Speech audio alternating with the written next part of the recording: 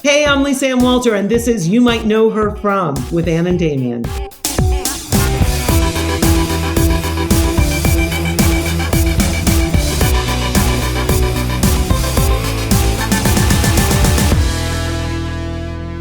I just want to preface this episode by saying that Damien Bellino, moments before we just got into this week's interview, ate a hot, hard-boiled egg. Folks, when I tell you my diet today has consisted of 2 hot, hard-boiled eggs 4 minutes So before gross. an actor joined the Zoom, and then a chocolate Cadbury bar, because it's just... Folks, we need you to know that we're both feeling a bit set on fire. Where Anne is in Missouri. She is approaching a road trip with her brother. Happy birthday to Zach. I am getting ready to go to Los Angeles for a week. I have so many things to do. I just got a COVID test for travel. It is just, we don't want you to feel stressed with us. We just need you to know that we're in a particular place. So hello. Hello and welcome. Damien described us as both set on fire, and I think that's an accurate assessment of where we are. So thank you for joining us again. Come hell or high water. Whatever's happening in your lives and our lives, we do try to meet you back here every episode, regardless of what's happening in our personal lives. So thank you for joining us again. This is our podcast, of course, where we, queer best friends who've been longtime collaborators, talk to each other about the fire that burns within and without of our lives, every pop culture coming and going. And of course, we interview an actress each and every episode of You Might Know Her From. So maybe you're here for us, maybe you're here for the guest, maybe you're here for both. We're glad to have you. And the show's called You Might Know Her From, and we forgot to say that at the top because we feel set on fire. So welcome back to another episode of You Might Know Her From. With Damien and Ann. And you're right, I'm Damien. I'm Ann. Damien, tell me something. I think you had something good for me today. Oh, okay, yes. So I posted this poll the other night. I was at a bar and I was drinking. I don't know why I have social plans. I have too many things to do. But I was talking to friends and I said, if Nicole Scherzinger came to Broadway and she was going to be in Chicago, do y'all think she would be Velma or Roxie? And so then I posted the poll on Twitter and it got a response in 24 hours. And I don't know if you voted.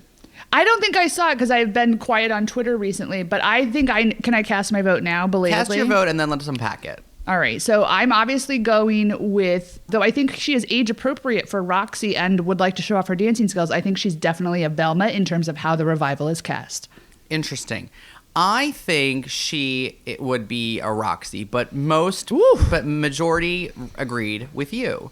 Interesting. Here's why I think this. I cannot think, and I welcome listeners for you to correct me, for you to send me a message, or Anne, please correct me on the record here. But I just think generally when the show is stunt casting, they generally cast the celebrity as Roxie because they can make the track a little easier. Now listen, I know Nicole Scherzinger is a dancer. We saw Brandy who can dance. She played Roxie. So I think that even though Nicole Scherzinger is a dancer, I don't know that she's a Broadway dancer because we did see her play Grace. Velma can't get around, I Can't Do It Alone. She has to be able to do that number. Correct. And the Hot Honey Rag, maybe there's modifications that they can do in that, but I think so, yeah. But I just think that my opinion is that they would cast her as Roxie because I could just not think of another stunt casting situation where they've dropped a Rumor Willis, a Lisa Rinna, a Melanie Griffith, a Brandy, an Ashley Simpson into the track of Velma. But I could be wrong. Right. No, I think that's completely accurate. They usually have like a standby, like Amra Faye. Is that her name? Amra Faye. They have somebody. Yeah. Amory Faye. They usually have somebody like that do Velma opposite, like somebody that knows the show inside and out. She also like does it in Japan in Japanese. So like she really knows the show. They're probably going to give the Roxie, you're right, track. I totally agree with that. But I think that Nicole would push for the Velma role. But I'm interested in this. And also, I think that what we should do is reach out to a former guest of the show, Deidre Goodwin, and ask her the details of, like, what do they do for the celeb Roxies who really can't dance? And were there instances of celeb Velmas? I'm very into this idea. Yeah, that's interesting. I also just think that Roxie is, like, it's her arc. I mean, I know it's both of their arcs in the stage show, which is different than the film. But I just think that, does Roxie has more songs? Or it's like, is it equal? I think it's about equal. Roxie maybe has more to do, but I think I really think it's a case where you could have two stars in the lead, as the original and the revival was, and they both get to shine equally. So I think that's, that's the dream, is that you have equally talented people playing both the roles, but I have to say it is rare. I love that we keep coming back to Chicago week after week. This revival on Broadway opened in 1996. The Weislers have been doing it for almost 30 years. Pam Anderson is coming in, and it's like, for us, the talk of the town. I could talk about it till the cows come home. So we haven't bought our tickets yet. The Weislers need to send us comps. I know. We've been literally promoting every week. Fran and Barry, where are our comps? Do you guys have opinions about Roxie and Velma? Have you heard enough? Don't tell us if you have, because we're not going to listen.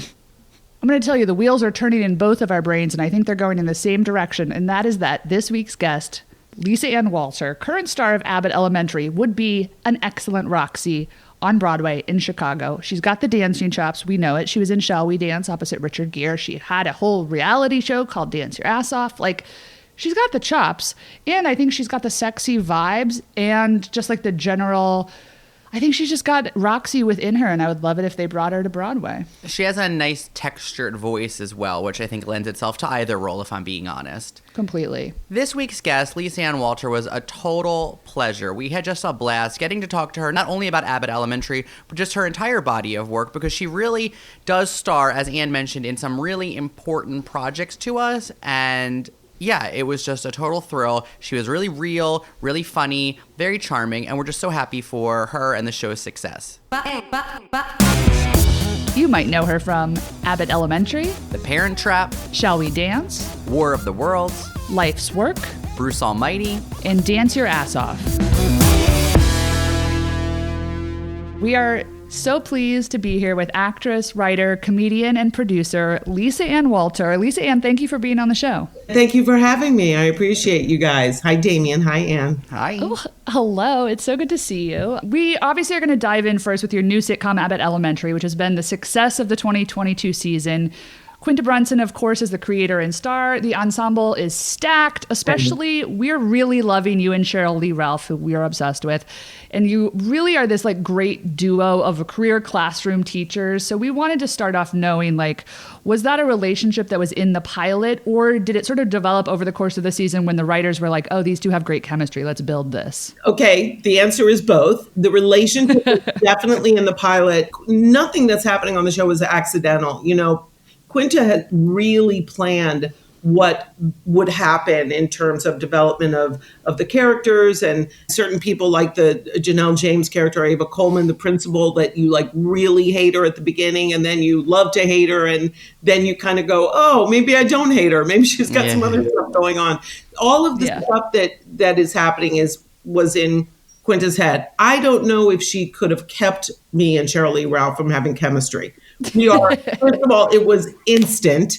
And I grabbed her and was like, you're in union service now. Her husband is a politician from the state of Pennsylvania and lovely. And she said, my husband always said if I ran for anything, he would help me and, kind of put together. I said, if you ran for anything, you would win. And I don't care what it is. Like, you could run right now for a congressperson from California and you'd win.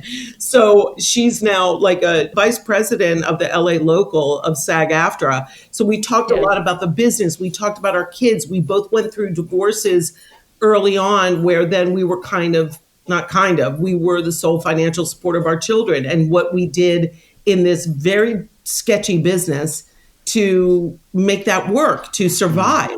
Because we're on a hit show now, and that's great. There's a lot of lean years in between hit shows where you're still we're just working moms trying to pay our bills. Yeah. So it's funny, we went shopping, and there was a big outlet center near where we were shooting called the Citadel, which you're never going to drive there. If you're in LA, you're going to hit traffic. It's going to be 2 hours. We were already there. So it was lunchtime. We were like, let's go. Let's hit the outlet. And we got there and we went into the very first store. She made a beeline for the back of the store looking for the deep discount clearance rack. And that's where I head first. I'm like, where's 70% off?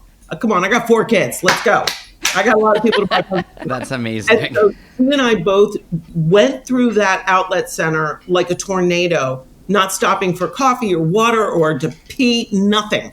We just hit every store, got every deep bargain, and went back to work. And I said, this is my girl. She can hang. We are so simpatico. And so now when we're shooting, they'll put us you get new directors every week when you're on a half hour. Like we had Randall Einhorn, who came out of The Office. He was instrumental in developing that look because he came from action shooting. And so he shoots stuff like an action video. He was on our first 5, the pilot, and then the next 4. And then you have a different one every week. So a new person will come in to the teacher's lounge and be like, okay, Lisa and Cheryl, Lisa, you go here. Cheryl, you're at this table. And we just go, no. And everybody in the crew and everybody in the cast will be like, no. Lisa and Cheryl sit at this table. Lisa sits here. Cheryl sits there. And then they go, okay, I got it. It's like, yeah, they've been here 15 years. They have their seats and they always sit together. Yeah. Yeah. So, you've worked in a lot of sitcoms over the years. What is it that you think it is about this show, the alchemy of it? Was it the ensemble, the writing? Like, what made it hit? And did you know it from the beginning? Or was there a moment where you said, oh, this is going to be big? Well, I got the script and said, it made me laugh and cry. And I looked at the part and I said, this part's mine. I was telling people last night, I know all the women that would go out for my part. And I know who they are. I know what they do, acting wise, and they're all great. They're funny and they're charming and warm and all of that in various degrees, little combinations of both. But I'm Sicilian and my mother was a Sicilian teacher in downtown DC. And I said, this part's mine. It's mine.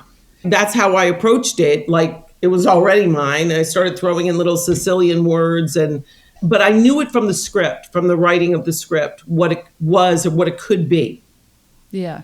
And that was Quinta. That was Quinta and whoever she developed the script with, if there was anybody, but that the network allowed her to do what she planned, that they supported her vision, this young, tiny woman of color.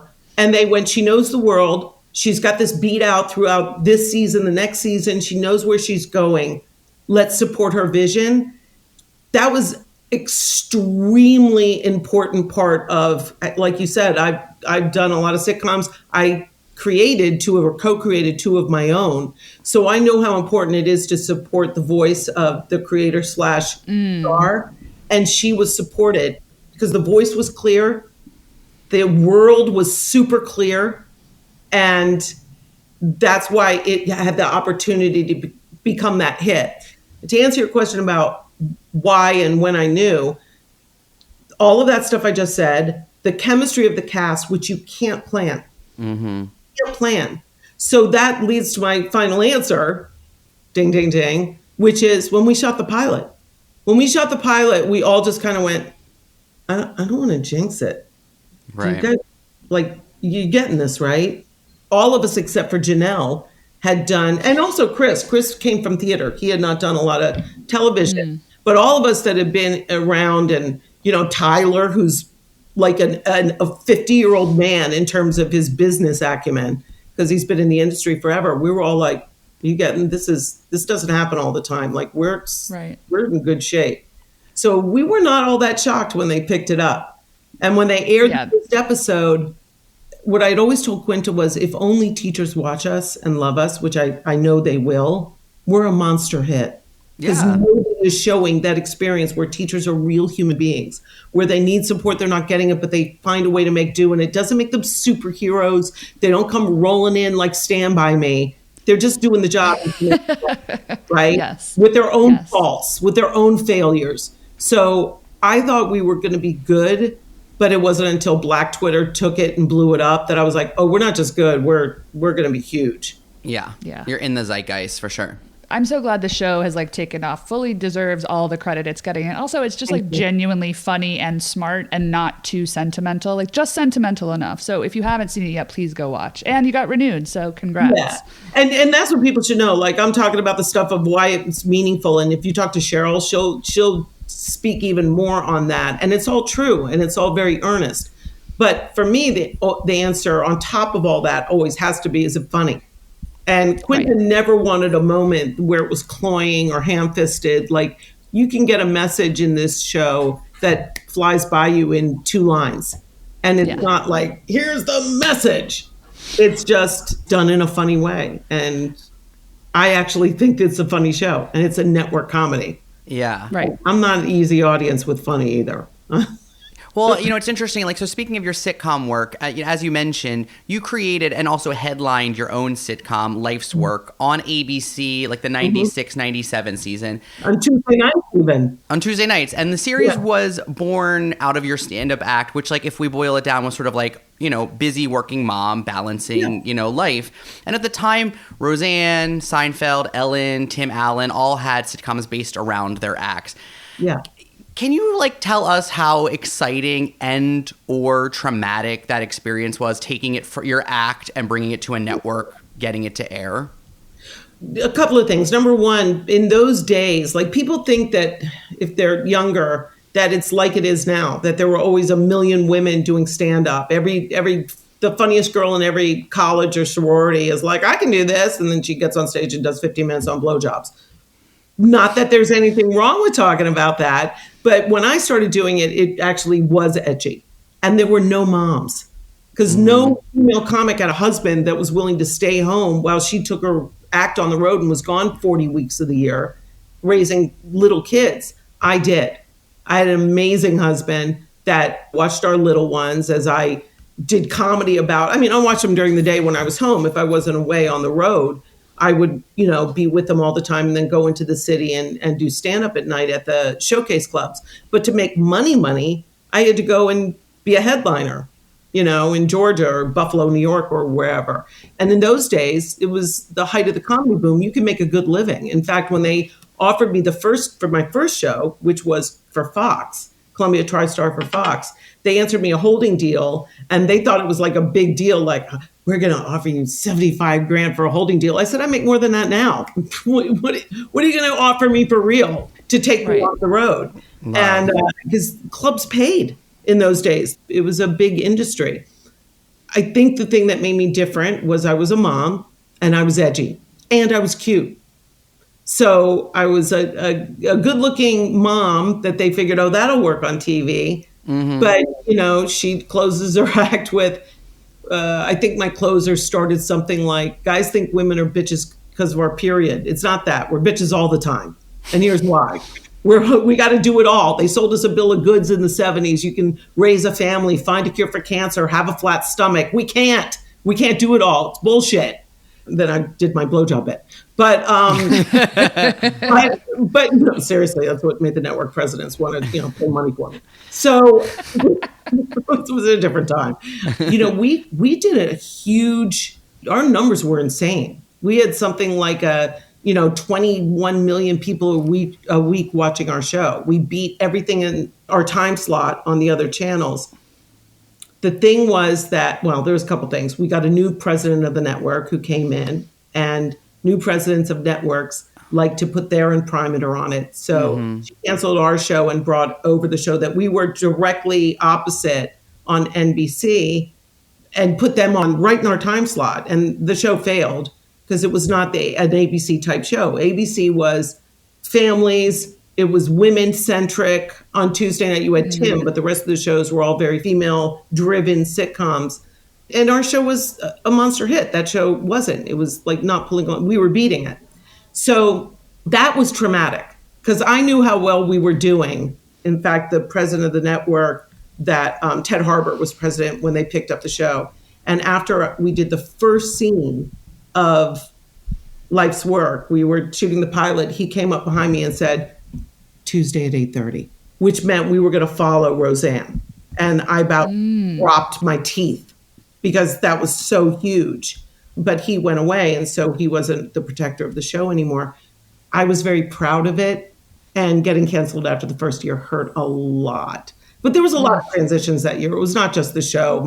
My ex came out to me, so there was a lot going on. I had to quit drinking because I'm relying on booze too much.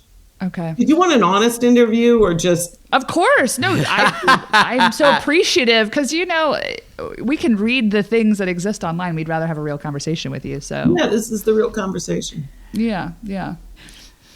Okay, Lisa, obviously you starred in the 2004 film Shall We Dance opposite Richard Gere, Jennifer Lopez, Anita Gillette, and Stanley Tucci. You are so funny in this. You get all these incredible sequined outfits. You have like this clip-on fall. You get to do a bunch of pratfalls. Like, how serious was that dance training, and what part of your body hurt the most after rehearsal? And also, who was the better dance partner, Gere or Tucci? Gere, my back. And that hair fall was mine because I did it in the audition. I did it. All beautiful. Of the falls were mine. Was it part of your stand-up act? You used to do something with it as well? I did. You're very good. I did do a piece about, I did this whole run about love yourself the way you are. Why are women hating on themselves? Love yourself the way God made you. In the middle of it, I would take this hairpiece off. It's free. That actually stole it from me. And I was like, Tiff, that's my bit. I don't care. She probably came up with her own on her own. I did that in the audition. And I think that was probably a big part of selling who this person is, this character who wants to make believe, who wants to pretend and be this like glamorous, even though she's rocking this big ass. That's the other reason I got the job. I turned around on camera and I was like, Rick Hicks. I knew him since college. I'm like, hey, look, my ass is bigger than J-Lo's. Let's go. She's showing us her, folks, she's showing us her ass right now. It's glorious. I am. And I was like, shout out to her ass, because thank you for making it like an okay thing to have finally. I've been hating on it since I was in, high school. And now all of a sudden we can have ass. And on camera I said, I love to eat and I love to screw, but more than both of those, I love to dance. I truly and honestly in my life love to dance. So I think all that stuff helped me bag the role, because there was some big name actresses who went out for the part that I'm like, I'm not going to win over these people. These are giants.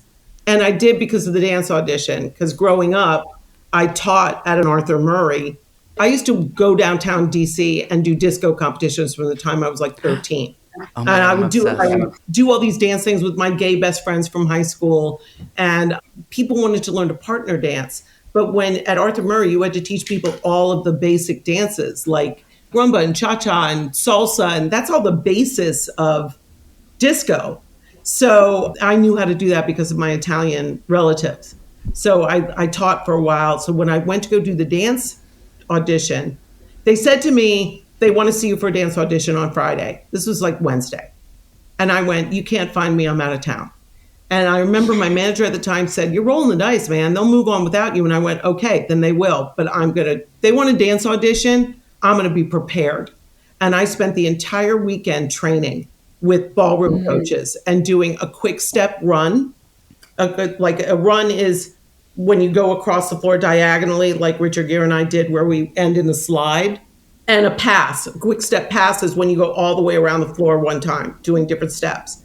The one that they showed me, the quick step pass that they showed me going around the floor that I trained on, was exactly the one that they used in the audition. I didn't know that there was a standard one. That was it. So I knew it. So when they started teaching it to me, I had this giant smile on my face, like, I love this. And the lore goes, I heard from, oh golly, what's her name? Meredith. She was one of the big people at Miramax. That when she and Harvey were going over all of the auditions, that he stopped on mine and went, stop. That one with the big smile, that one. Look at her, she loves it. And that's how I got the part. So love. And it was, honest to God, 3 months of the hardest work I've ever done on a movie for anything, getting coached by Blackpool champions that all wound up on that was my show, Dance Your Ass Off, on Dancing with the Stars. Yeah. Tony Dovolati was my main teacher for Latin, along with Karina Smirnoff. My standard teachers were all people that won, smooth championships and standard ballroom championships all over the world. I cried every day in dance training, not because my body hurt, but because they were like, no, do it like this. They wanted me good enough so that Richard didn't have to lead me. But you can't look like you're leading as the female. You have to be responsive.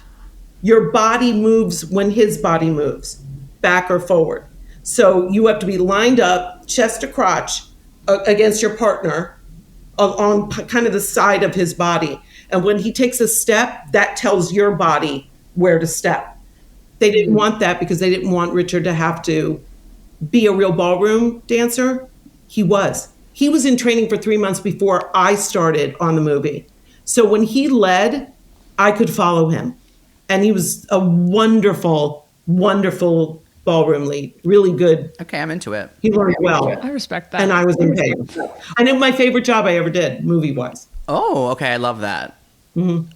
May I ask, and I think I have this correct, that I believe you were asked to like gain around 20 pounds for that role as Bobby.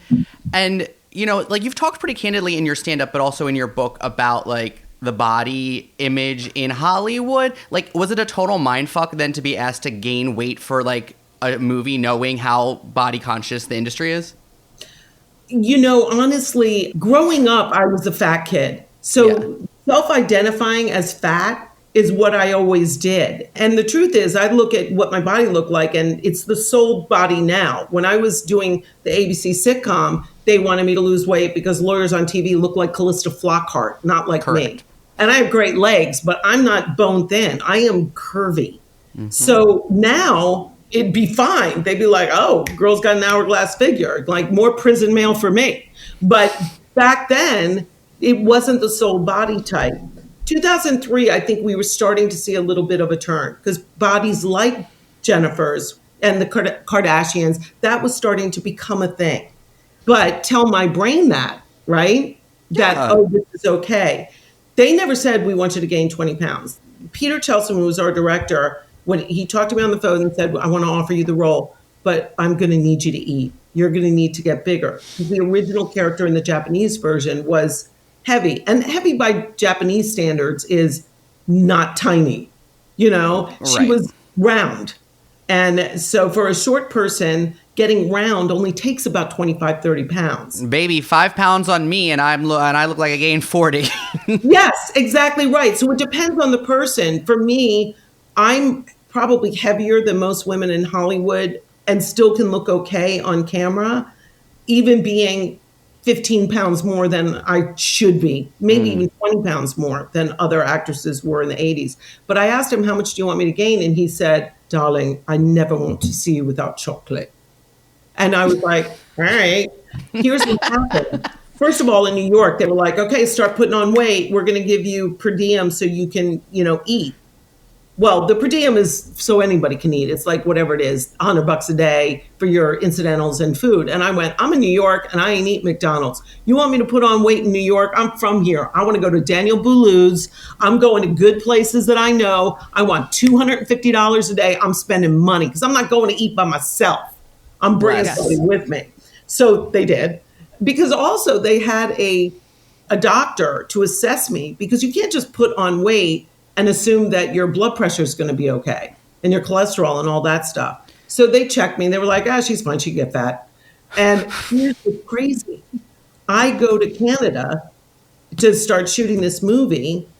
I'm putting on weight as much as possible. I probably gained initially 15 pounds without too much problem. It was hard seeing my body. I had a husband at the time that was cheating on me regularly. And it was not the first one that we loved who took care of my kids. It was Peter, and we don't love as much. And so me getting heavy was going to kind of wreck the relationship. I was already wrecked. That didn't do it. But anyway, that was the only thing that worried me, not putting on weight. I wanted to do what the part was called for and my director wanted. Problem was I couldn't put on weight because I was eating over 10,000 calories a day. But because of all the dancing I was doing, I was just getting muscular. So I got a little bit bigger, but not that much. I was tight. And I couldn't eat any more than I was eating. I literally told my director, he's like, darling, you're not putting on the weight.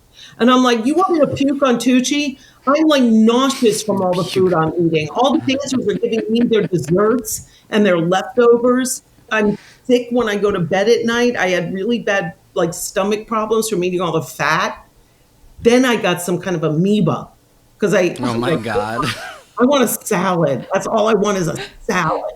And so I went to a health food restaurant in Winnipeg, and they must have washed the greens with water from the lake. I don't know what it had in it, but listen, children from both ends.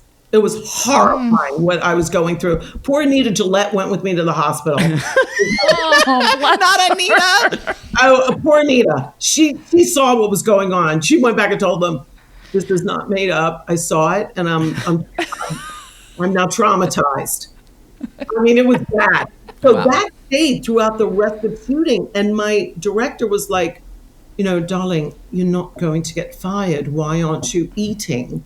And I was like, I am. I can't keep anything. I was on, what's that diet where you eat like rice, broth, Jello?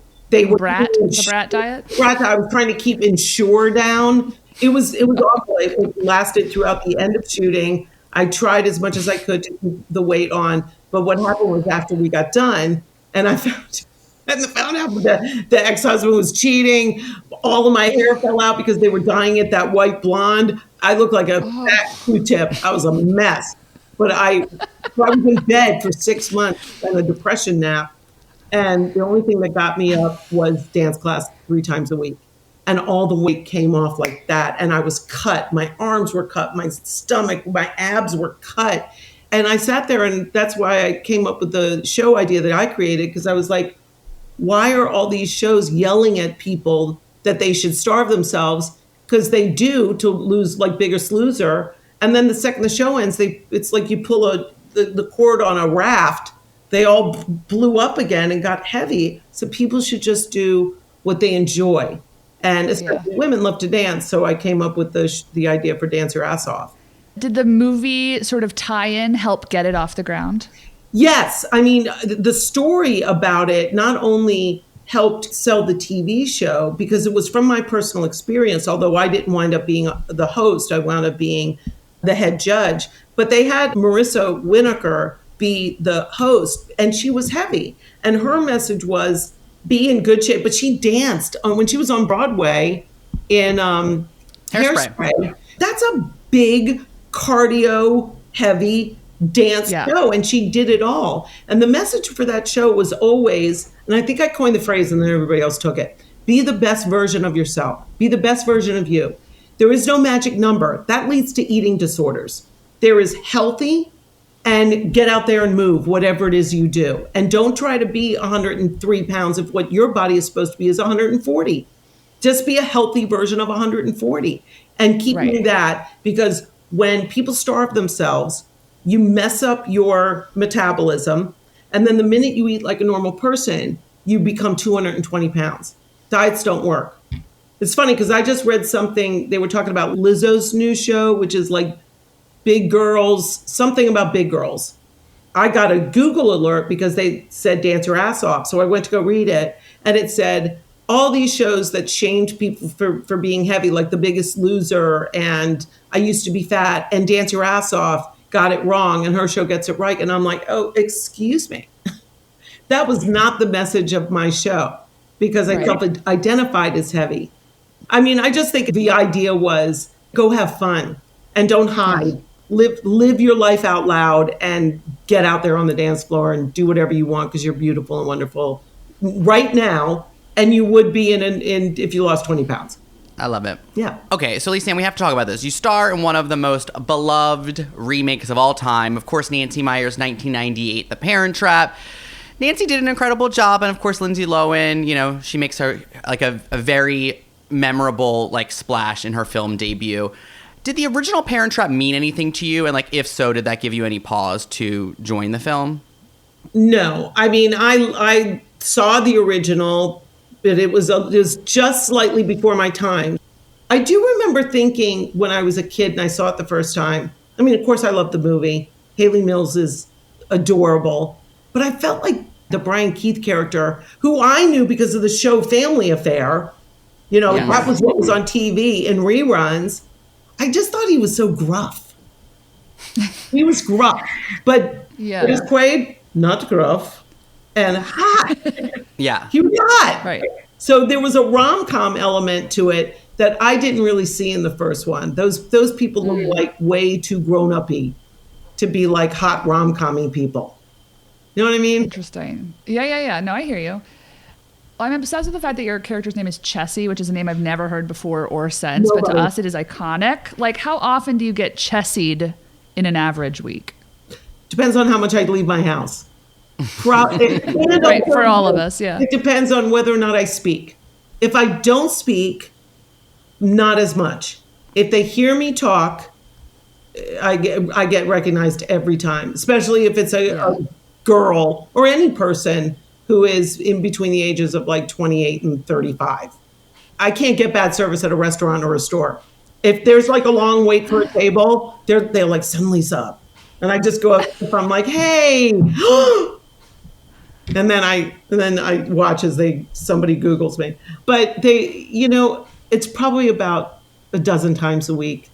It's wonderful. I never mind it. I love it. I can't tell you what it means to an actor to have been part of something where people say, you meant so much to me. You made me feel safe. I watched your movie because I didn't have a good home life. My queer young self felt accepted by you. And I'm like, you are. I don't know how you made that connection, but that's meaningful. Queer people love a character like actress. The maternal heart. Yeah, that's true. That's true. But Chessy's like the emotional core for the girls, really. Yeah. Yeah. And also she was onto their secret. And maybe that's part of why the gay community was fun. Yes. Yeah. And what I said is that queer people just love a character actress, which is also true. They are our bread and butter. There were some things that I did in that movie that were straight from the Thelma Ritter playbook. I love that. Yeah, very true. Like Lindsay is so excellent in the film, and obviously she's gone on to be like somewhat, infamous. But, we root for Lindsay. Were her parents awful on that set? Because it was like her first thing. No, they're not at all. I mean, I will say that as a mom of 4 kids, I only had 2 at the time, but certainly now, Dina was running around trying to take care of 4 little kids on a Disney set. You got to watch your kid when they're on a movie set. I mean, it was a very family-friendly set. Nancy and Charles's girls, who are, Hallie and Annie, they were always there. So they were running around playing together. Lindsay's brother was close. They were all close in age, except Dakota was little. Dakota was like 2 at the time. But Lindsay would run around taking care of him and holding him on her hip like a little mommy. Because she was used to helping out in a sort of a chaotic family situation. And as the child of chaotic parents, I saw it. I saw it right away, the burden that she was carrying. And the truth is, Dina was a loving mom, and she was there trying to do the best she could. They were in like a 1-room hotel because she wasn't a star yet. So Disney wasn't springing for her to be at the L'Auberge du Soleil in Napa. They were in like a little motel. Yeah. And she had a big job. She was working hard every single day. The dad wasn't around as much, Michael. He was coming back and forth, but he was dealing with his own issues at the time. He has since gotten sober. He is incredibly hands-on with all of his kids. And in fact, I've stayed in touch with him, and particularly in the last few years. They just called me. He was with Lindsay. I think she was in Utah on her set for the Netflix movie she was doing. And they got on the phone. I was working, so I couldn't pick up, but they called me together. That's when I go to New York, I had breakfast with him, and we got on the phone. She was in Dubai, and he's like, let's call Lindsay. And we called her, and I was talking to her about a project that she was interested in doing. And I'm like, girl, you need to make a treatment from that book, bring it to town, and pitch it with you behind it. You've been in this business a long time. It's time that people saw who you are now, post what I thought was a very understandable, rocky couple of years. And then she found herself, and she is killing it now. And she's doing these Netflix movies, and I'm so supportive. And Dina and I talked for a lot of years. I think the issue with what happened with people thinking that she was doing something right or wrong, whatever, she had kids that she was raising on Long Island. She was trying to have them live as normal a life as possible. And speaking to her and to Lindsay over the years, kind of what was going on was that Lindsay was sort of like Eliza Doolittle on Long Island. She couldn't be a normal kid in her school, but she wasn't out here being a movie star. She was in between trying to live a normal life, and it was really hard. And you know how kids can be. It can be really, really rough. So they were sort of torturing her a little bit. I mean, she had good friends and stuff too. So Dina let her come out here and do the movies because she was in such demand. She's such a good actor. She came out here and did movies. And, when you're in a position where you are the key to people's access to a life they want to live behind the velvet rope, and you're a young teenager and you think you're invincible, you're going to do some stuff that's not good for you. And I think that's what happened. But both of the parents love her very much.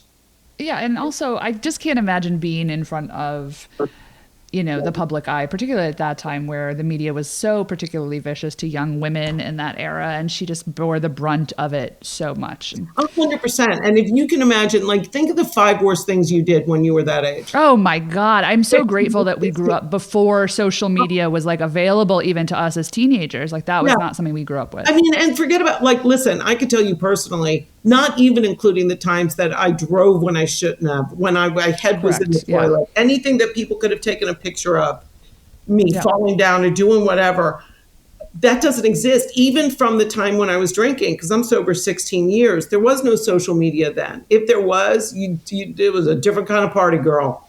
So, you know what I'm saying? There was all sorts of stuff that living in the fishbowl, worse than that, you probably could have shown from my youth.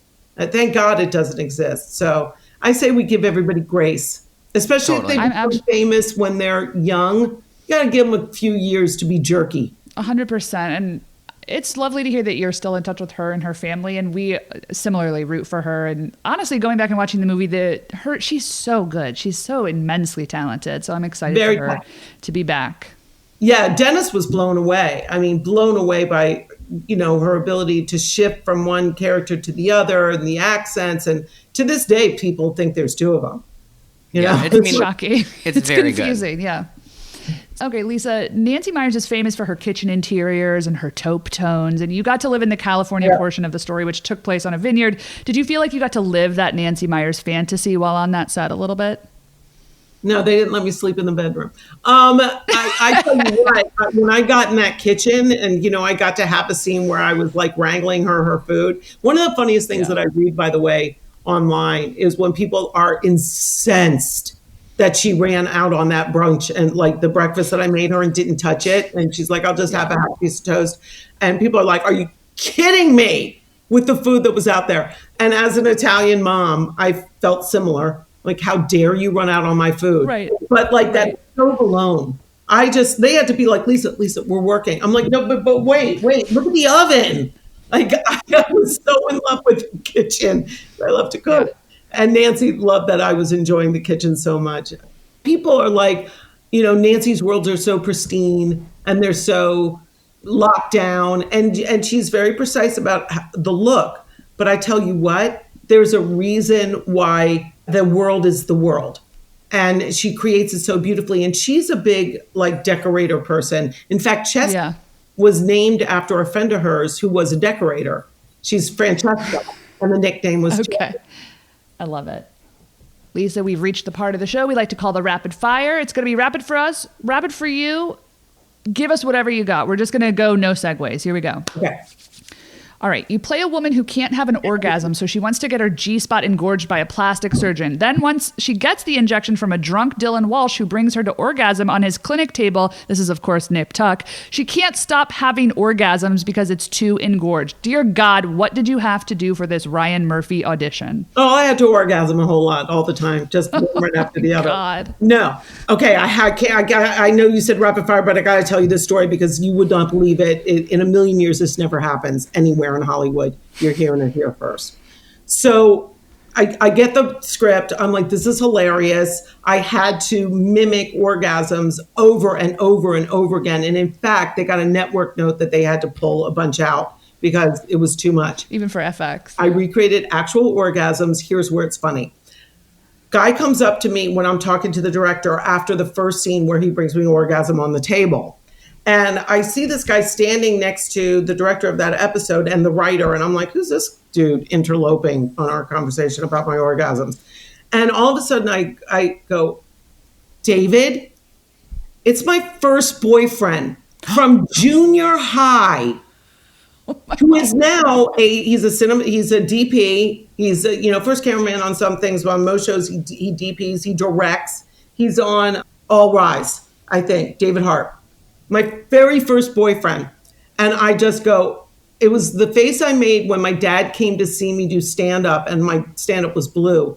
I went, Dad? Oh my God. I did the same with David. I'm like, David? Oh, Jesus. And he turns around and he goes, don't worry, I'm not shooting today. I just came to say hi. I'm not behind the camera. And I went, oh, thank God. And he goes, but I am on Thursday, which was the scene where I'm supposed to be in the office over and over and over again, right? So I was like, oh my God. So I go in to do the scene on Thursday, and I'm doing the, over and over and over again, trying to do ones where I'm not showing it, but physically my body is doing it. And like, it must have been hysterical. Anyway, we shoot the whole thing. I hear from the director, cut, print, moving on, let's go, check the gate. And I hear flag, which means flag on the play. Go back and look, something went wrong. And I went, what happened? There's a hair on the gate. And from behind the wall, I hear David go, nope, I bumped the camera. And I went, oh yeah? What part did you bump the camera at, David? And he goes, please, it's nothing I haven't seen before. I just and then I turn around and go, well, I mean, anybody who has the internet has seen it. And I mean, we just riffed, but truthfully, I was beat red. It was hysterical. Okay. I'm an Italian-American, and you play, of course, an Italian-American Philadelphia native on Abbott Elementary. You also play a presumably Italian-American limo driver to Whoopi Goldberg in the movie Eddie. You're a presumably Italian-American bleach blonde penne alla vodka eating mole type in Shall We Dance, and we're presuming the Greek-American, but maybe Italian, sister to Jennifer Aniston in Bruce Almighty. Now, in Nancy Meyers' White on Taupe, The Parent Trap, she didn't give you an ethnicity, but you're definitely bringing like East Coast no-nonsense vibes as Chessy. So, do you have Italian street cred? Like, if you go to Little Italy or like Arthur Avenue in the Bronx, like, do you get a free cannoli, a limoncello? Like, do you have the cred? I think yes, and especially now. I think before this, people assumed I was Jewish, which to me, my two oldest kids are, my ex-husband is. It's all food and guilt. It's the same thing.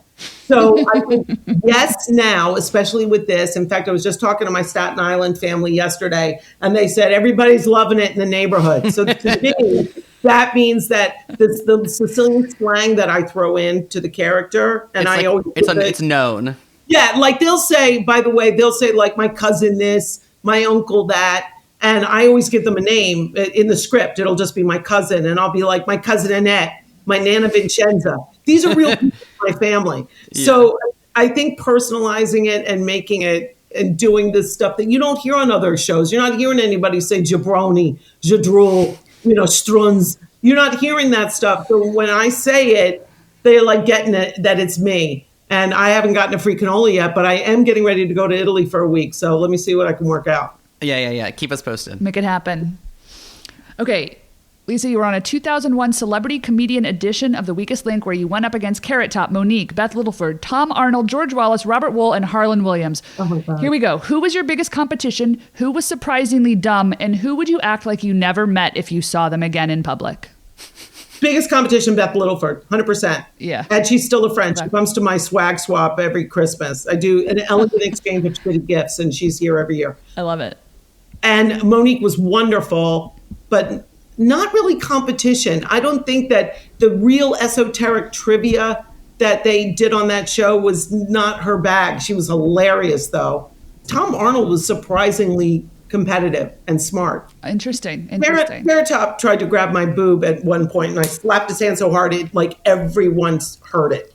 I think that exists on the internet. Oh, he's despicable. Really try to grab me, mind it. Ugh. Okay. All right. Yeah. Dead to me. Yeah. I don't think there's not anybody of them that I wouldn't talk to. None of them. After shooting that one, I thought maybe Tom, because he was talking smack about Roseanne, who I knew from when our shows were back to back. But we have since become very friendly, go to parties, our political together and stuff. All right, you play Cheryl, a woman trying to escape the aliens in Steven Spielberg's 2005 epic War of the Worlds opposite Tom Cruise. You're running to try to get on the same boat, but you and your daughter get left in the dust. Be honest, did you create a backstory for your character and her relationship with Tom Cruise, or did you just shoot from the hip for that crazy big group scene? Well, the truth is there was a backstory. There was an entire scene shot, at a, when you list me, when you look at the cast, it doesn't say Cheryl, it says bartender. It says bartender. I was so mad. I was like, you have a name. You have a daughter. And you know why I have a name? You know why I have a name? Here's why I have a name.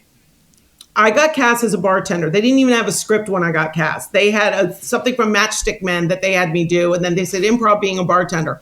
I improved a whole bunch of stuff like, oh, look at my arm fat. I got to go on a diet. You know, when I was like pulling beer. And I get to set, and there were a couple of things that I did that I thought would be fun because I'm like, oh, she bends over to get him a beer. Well, I had been going to some gifting suites because of the other movies, because of Shall We Dance and stuff.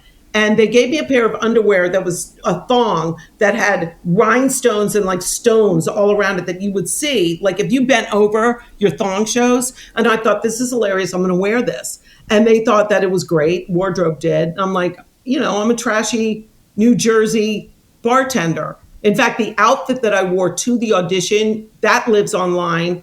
If you look up Maxim, I'm on the red carpet for the Maxim Hottest Women. I'm the idiot that when I'm going straight from the audition to this red carpet, I look like straight Jersey trash. So that's hard. Now I get there. I don't even know what the script is until I get to New York. The scene was, I put on the news and the invasion is happening, and then he hits on me.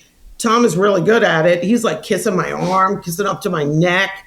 Like, we go to bed. That's what the story, that's what happens, is that we start messing around after work. It's daytime because he's a overnight stevedore, right? He works the loading docks.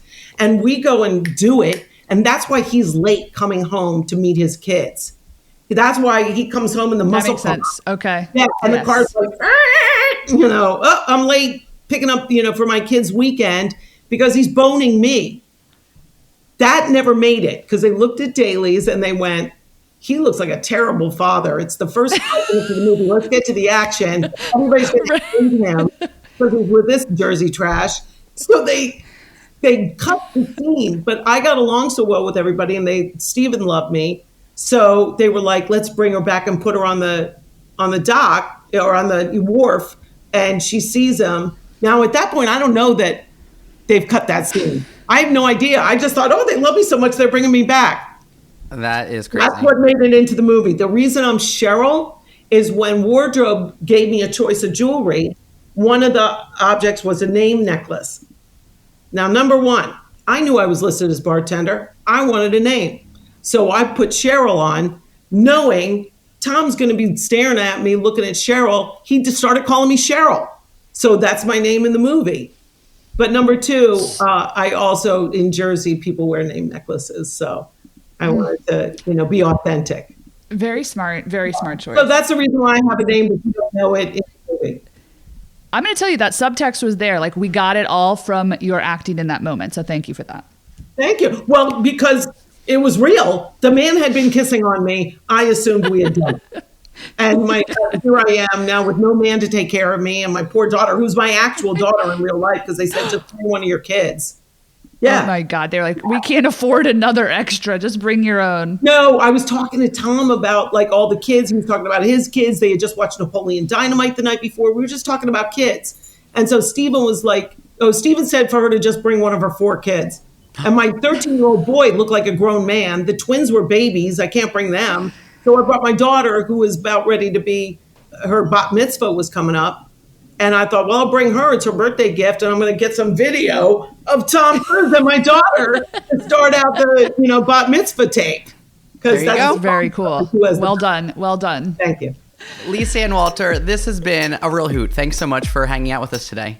Oh, you're so welcome. I'm sorry I talked so much, but it was super fun. Going down memory lane. Please don't apologize. I can't believe you know all of this stuff about me. You really researched. I'm very impressed.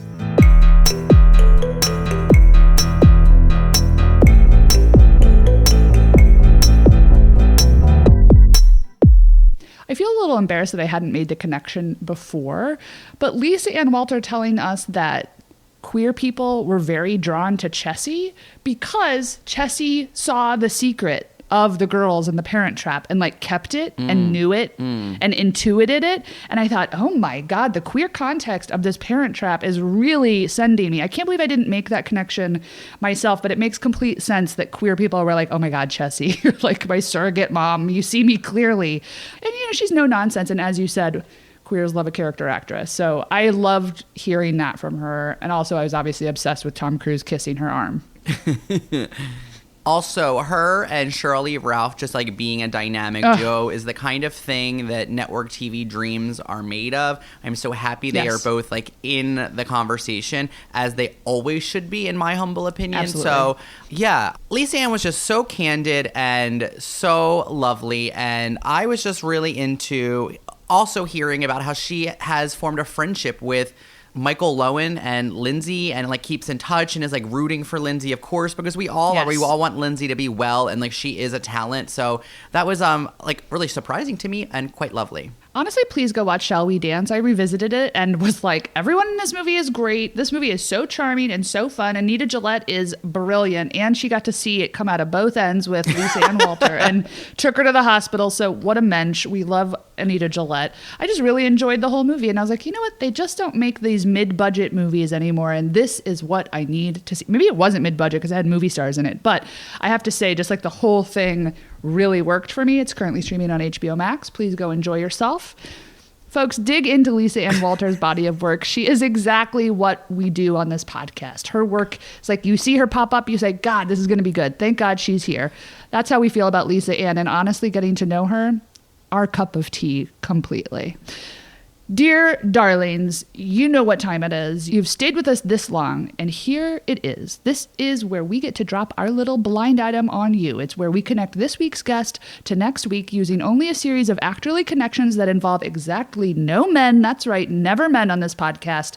So, Damien, can you set up this week's guest, the great Lisa Ann Walter, to next week's guest, who is sizzling? I sure can. Lisa Ann Walter is in Abbott Elementary with the aforementioned Shirley Ralph, who was in Moesha with the aforementioned Brandy Norwood. Brandy was in Cinderella, the third one, with former guest of this show, V-Ann Cox. V-Ann was in Marcy X with Christine Baranski, who was in Sybil with Sybil Shepherd, who was on The L Word with Mia Kirshner. Mia Kirshner was excellent in the otherwise terrible The Black Dahlia with Fiona Shaw, who played a small role in the OG Mario Brothers movie with two men that Anne for sure will say they are two men that she cares about, and she doesn't care about that many, but there's 75 so far that she's mentioned. Okay, so in the Super Mario Brothers OG film, co-starring alongside Fiona Shaw is former guest of this show, very first guest of this show, Samantha Mathis, who played Princess Daisy. Samantha Mathis, of course, played Old Amy in the 90s version of Little Women, where Kirsten Dunst played young version of Amy. Kirsten Dunst was in Eternal Sunshine of the Spotless Mind with Kate Winslet, who was in Titanic with... Oh, wait, no, that's where we're ending. With next week's guest, because we have a guest from Titanic.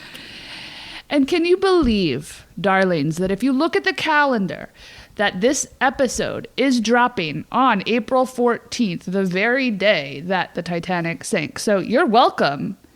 It's called Titaniversary. We'll talk about it next week. We celebrate it every year. And let me just tell you, use this week to catch up on Titanic. Rewatch it. It's completely worth your while. And I just have to say, if you don't like James Cameron, don't come for me, because he is extremely important. He may be a sociopath, but he is... No, you know what? I don't think he's a sociopath. I think he might be a psychopath, but he's incredibly talented, and I think he's generous in his way. And I think he makes some of the most watchable films that have ever existed in cinema. So, Titanic fans, rejoice. If you're not here for Titanic, I don't know what to tell you. I love it. Bubbalas, if you want to talk to us about how we mention all three Cinderellas every single episode of this podcast, like, will we get it in? Yes, we will. Please leave that note for us in the Apple Podcast app. You can leave a review, 5 stars plus a few words. If you want to tell us what version of Cinderella was your favorite, leave it in there and then tell us who we need to get for the show. We love you. We thank you for coming at us in our DMs, but to be honest, if you can leave us that 5-star review, that's the thing that's going to help us out the most. We love you. Thank you for coming back each and every week. Leave us that review. Wow, we are so simpatico, because I was just about to chime in and say, while I love your DMs, I would love your DMs more, confidently knowing you've already left us a written review. I'm much more inclined to like, unless I'm interested in sleeping with you. Listen! I mean that in a kind and not creepy way. Follow us on social media. That's where you can DM us. You can follow our conversations talking about Nicole Scherzinger. I'm going to post a poll about this on Instagram when this episode comes out. I want to know what y'all think. If you didn't see the original Twitter poll, we're talking about it. Is Nicole Scherzinger a Velma type? Is she a Roxie type? Is she a Mama Morton type? Find us on all of the things. You can find me at Damien Bellino, and that's Damien with an A. You can find my beautiful, my tall, my big blue-eyed, wispy-haired best friend at Rodeman. That's Rodemanne. Wow, my hair will never not be wispy. I've got the volume of one Miss Laurie Metcalf. You might know her from Is Produced by Us. That's Damien Bellino and Rodeman. Rodeman? My name is Ann Rodeman. I'm losing my brain cells by the minute. We produce this podcast ourselves. We also want to thank our consultants at Grumpy Entertainment. They listen to this audio raw. Daniel, thank you for that. Jason, as our consultant, we love you so much. Jason Jude Hill and Daniel Sears keep us honest, keep us on track. We love them, and they are such great emotional support for us. So thank you to Grumpy Entertainment, and thank you, Daniel, for all the kind editing that you do. My firstborns to Gang. Gang provides all of the music you hear, underscoring each and every episode of You Might Know Her From. You can download and stream Gang wherever you listen to your music, so get into it. If you need to see that episode of The Weakest Link, I thought I was only going to watch Lacey Ann's clips. Turns out I watched the entire 59-minute episode because it was uploaded on Facebook, and guess where it lives now? In the show notes. I spent a lot of time doing it. I think you might enjoy it too. Carrot Top is disgusting. Please, please, please click into the show notes. There's many treasures that await. Did you know that I think not even a whole year ago, Elaine Hendricks and Lisa Ann Walter reunited on Instagram to recreate that scene from The Parent Trap where, I forget, the fiance character, Elaine Hendricks' character, like calls for Chessy Meredith, I think, to make her right? a martini or bring her a martini, like rings a bell. And I was very charmed by them because they are good friends still. I love a showmance that lives on. And I imagine the same is going to happen for... I hope that there's some content that's coming, maybe because look, Lindsay Lohan's on TikTok. Maybe this is going to be the collaboration that we're all waiting for. Fingers crossed. I'm ready to collaborate with Matthew Lawrence. I don't know what I'm talking about. I got to go. We can't get through an episode without his name coming up. In case you thought I was joking, I did link out to both an unattractive picture and an attractive picture in last week's show notes. Oh, baby, that mouth. There's nothing unattractive about it. Not a tooth. I basically framed it as peak attractiveness and less than peak attractiveness. Because to be honest, I couldn't find an ugly picture. Just a picture of him in a fedora. I hope he's okay. I hope he's doing okay with the divorce. Like I said, send him that DM.